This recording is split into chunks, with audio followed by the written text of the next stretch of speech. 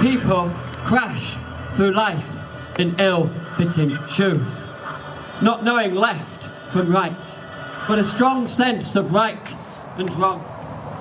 We've been let down too often and for too long. Neglected, we run wild like bindweed. Feral child taking up more space than we need. My people are the abandoned babies left to fend for themselves, fed scraps from an upturned bin by a desperate, heartbroken sibling.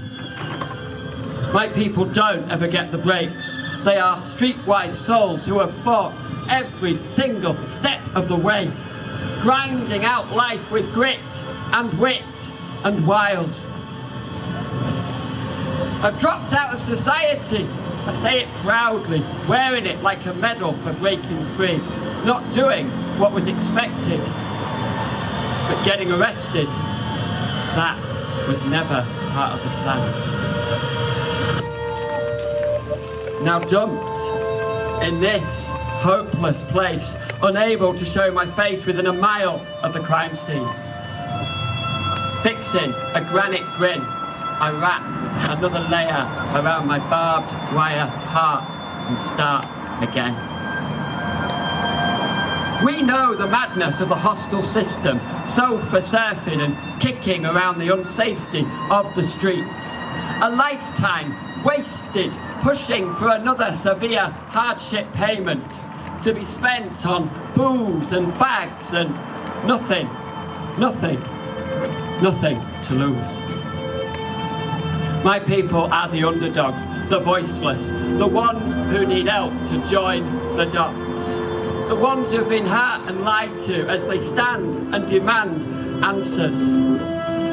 My people go out at night to fight and drink and get high. Why? Because nobody is looking out for them. Nobody is waiting up with a welcome light.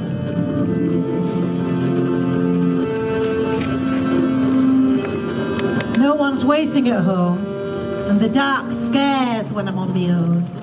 It makes things up, things that crawl through cracks and up the backs of my legs to bite me in the bum. Then words come. Roland's hiding under your stairs, ready to flick with his skirt-lifting stick. Then I flick on lights and shout to somebody that's not really there, because I can scare. My people came from across the tracks, flitting over dairy coats, belongings piled high on the aprons of rickety prams, kids hanging on, trailing and tripping and slipping on slabs. I knew my place. My place was not my home. My place was to shut up, but no. Grandad Bill called me my lass. He never told me to shut up. He smelled of brill cream and fish, and his proper name was William. Like William Wilberforce, William Delapole, and William Pitt. Only not like him, they didn't wear steel-studded clogs that click-clocked over the footbridge at the bottom of Liverpool Street. And they weren't bobbers on St Andrew's Dock.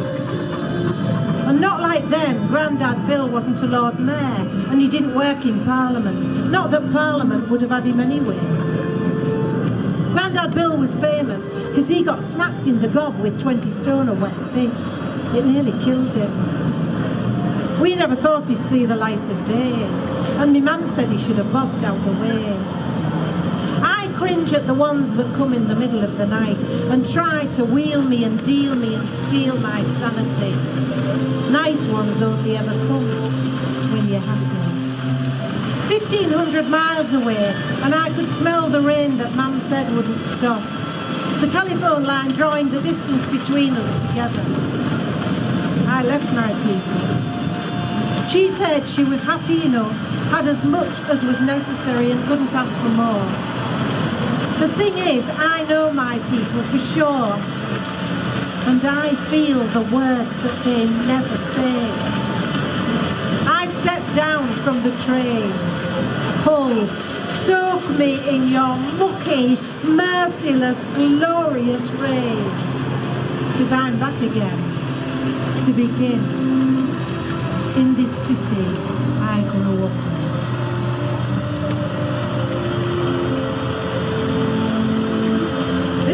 I grew up in is shedding its skin. The streets slough flakes of concrete. The orange facades of the newsagents peel off like bonfire leaves. The old railway cutting, where we weren't supposed to go and that probably had a troll living in it, dissolves into iron dust, leaving a tender place where houses put down roots. My old schoolhouse crumbles upwards in streams of ash, and the stuffed turtle outside the office slips its nylon moorings and swims blindly through the dust, hoping for cool new waters. My people are wanderers. We don't belong anywhere. We are prone to sudden wild enthusiasm, setting out across oceans without a plan, or a compass, or adequate food supplies, or enough clean underwear. But in our heads, we hold a map of how things used to be. And when we come back, shaking adventure off our shoes, we try not to see the world as it is now, because what we love best are the memories we took with us. It's not that I'm against change. I don't long for bright orange news shops. Houses filled with people are a much better idea than the railway cutting troll. I don't see the bright new water jets and yearn for an ugly fountain full of soap suds. I don't want the new generation at school with outside toilets, doors labelled boys and girls, and drafty classrooms all watched over by a blind-eyed hanging turtle. It's just that I'm against change. I want to visit a bright orange news shop. I want to see the troll who lived in the railway cutting and give him a Mince Imperial in tribute to make sure he doesn't eat me. I never got to tip soap suds in that fountain. I liked the outside toilets. I enjoyed using the door labelled boys. And I've been worrying about the fate of that stuffed turtle. So I've come back to fish the fragments of my past. I'll stitch them together like leather into a tattered album filled with ghosts, and wait, apprehensive, for the day this city I grew up in turns to me and says, I think you need to leave now. It's not you, it's me.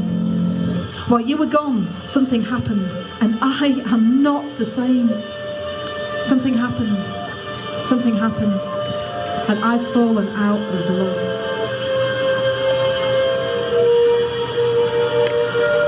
I've fallen out of love with here my place, my hometown, where almost all that has happened to me happened. So I go for a walk to where the ferries leave for Amsterdam and Zeebrugge, retell my story to this tide. My mother V-burned haddock and cod, shopped at Frank D's before they knocked down all our short rows of terraces and flats, moved, returned weekends, 2 buses, east to west, back to Hessel Road. My people took trains to Withersea, bought us kids crisps and pop at Spread Eagle pub. It was always a good turn at the club last Friday or Saturday night. My people come from Ireland and write dreams down between the odds and horse names on betting slips. They know the look of the Bethelman and how to pawn a suit to get by between settling days. My people know fish, the stink of the tanneries, the silky sound of linseed and the heft of a billhook. Some of my people waved to the Queen when she came to open the Humber Bridge, were there when Dean Windass scored the goal that took us up to the Premiership. My people were trawlermen, spending money for love, those 3-day millionaires. I can walk from here, keep going, swerve west, past the River Hull and St Andrew's Quay, thinking I need to be somewhere else, not here anymore. But to love this place, all I need to do is remember my people with their truths and their myths. This north-east coast town on the bank of the Humber, where gulls and crows disturb the air. As the Humber ebbs and flows, not concerned with thirst or the reading of maps, I've fallen back in love. My people come from here. This is my hometown story.